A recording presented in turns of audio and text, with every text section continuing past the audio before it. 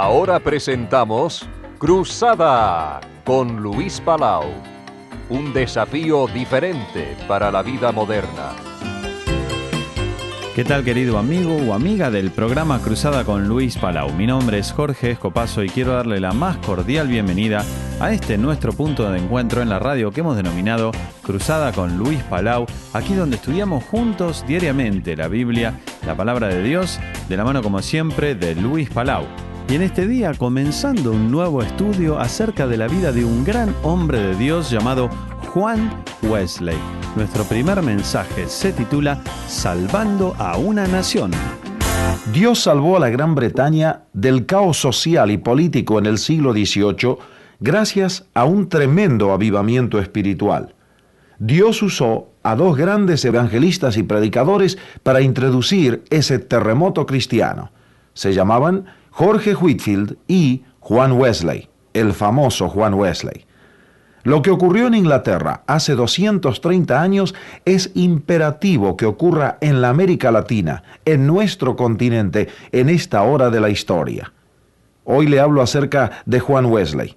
Mañana, si Dios quiere, lo haré sobre Jorge Whitefield. Whitefield y Wesley, compañeros en la Universidad de Oxford, lucharon juntos por la liberación espiritual de su patria, de Inglaterra. Y no piense, amable oyente, que al surgir este joven estudiante universitario en el terreno evangelístico, que Inglaterra era un país ya cristiano, lejos de ello. El desorden moral imperaba al comenzar el año 1700. La nación estaba al borde de la desintegración moral. La situación era catastrófica según los historiadores. Los vicios de la época eran obvios y visibles a ojos de todo el mundo. El descaro era uno de esos vicios. El primer ministro de la nación, por ejemplo, el reconocido Sir Robert Walpole, vivía en abierto adulterio, públicamente reconocido. Así se le daba un mísero ejemplo a la familia y a la juventud de su día. El teatro estaba totalmente destituido del pudor, y de acuerdo a los historiadores y a los periódicos de la época, la literatura era de tinte pornográfico, el alcoholismo desgarraba a millares y millares, y los juegos de azar empobrecían a los obreros. La sociedad en esos días, escribía el historiador Trevelyan, era un vasto casino. Todo el mundo jugaba en los juegos de azar. Las estadísticas de los crímenes y la violencia escalaban alarmantemente. Las prisiones estaban recargadas. Pandillas juveniles rondaban por las calles de las ciudades asaltando a los ciudadanos indefensos.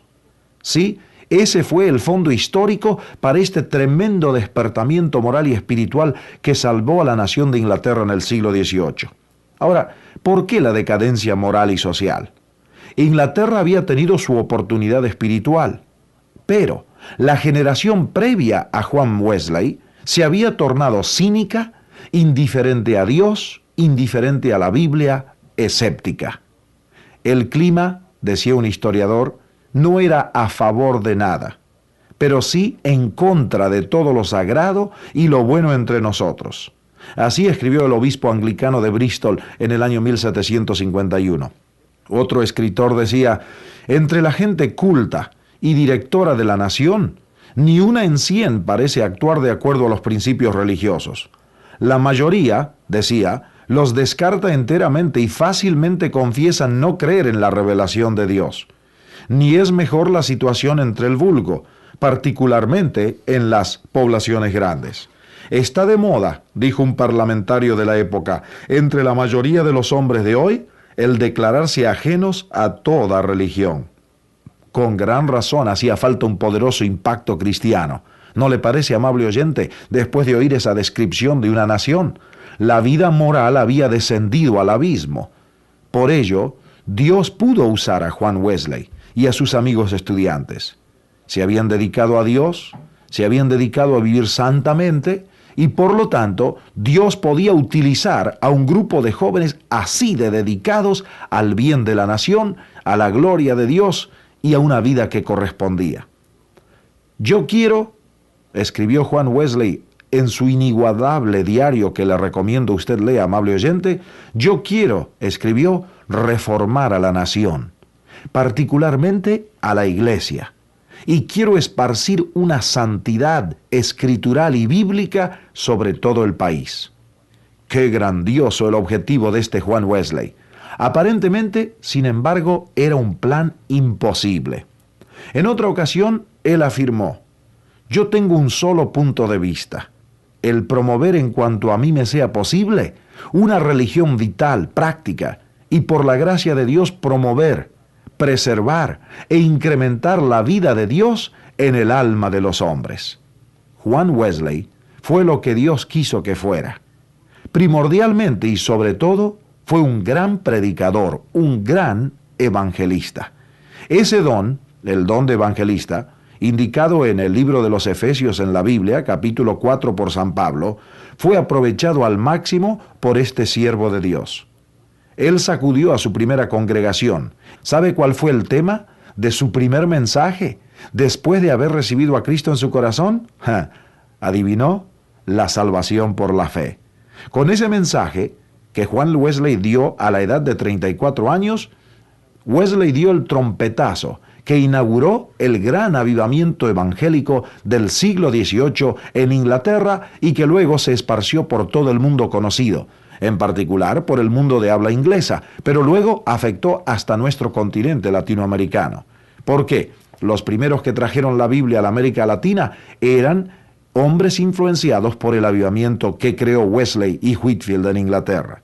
Yo quiero reformar especialmente a la iglesia, afirmó y escribió. Nunca se alejó él de ese objetivo, y al final de su vida, pasados sus 80 años de edad, vio su deseo muy avanzado. ¿Necesitaba la iglesia de Inglaterra tal renovación espiritual? Lamentablemente sí. Los predicadores carecían de amor y carecían de pasión por las almas. Sus sermones, porque mensajes no eran, según un escritor, secos, metódicos y sin emoción. Entregaban con calma insípida sus mecánicas composiciones, dijo un historiador. Siendo así el caso, con razón que Wesley ansiaba un avivamiento en la iglesia. Pero ya que no podemos seguir hablando de Wesley hoy, lo haremos mañana. Pero yo le pregunto, amable oyente, ¿no necesitamos acaso en la América Latina un avivamiento de estas dimensiones? ¿Acaso no arde en el alma suya y en el alma mía que haya en nuestro continente un sacudimiento espiritual y moral? ¿Un sacudimiento total que transforme el rostro de nuestro continente? ¿Que la cara de nuestro mundo sea transformado por un toque del Espíritu de Dios? ¿Que Dios toque a los gobernantes, a los directores empresarios, a los obreros y a los estudiantes, a las amas de casa y aún a los niños? De tal manera que en nuestro continente se conviertan a Dios millones y millones de personas que hoy son ateos prácticos y paganos practicantes. ¡Qué maravilloso sería! El profeta Isaías exclamó en uno de sus capítulos: «Oh, si rompieses los cielos», hablándole a Dios, «oh, si rompieses los cielos y descendieras y a tu presencia se escurrieran los montes». Hagamos en este día usted y yo, amable oyente, esta nuestra oración. Y durante este día estemos pidiéndole a Dios que así como en Inglaterra en el siglo XVIII, dentro de un caos moral y social espantoso, Dios intervino por medio de un grupo de jóvenes que se dedicaron a ser santos de vida y llenos del Espíritu Santo, que igualmente en el mundo de habla hispana, en el siglo XX, ocurra un milagro similar. Pero para que Dios lo haga, usted y yo tenemos que ser sus instrumentos. La Biblia dice: «Sed santos, como yo soy santo», dice Dios. ¿Usted es santo? ¿Es lleno del Espíritu Santo de Dios?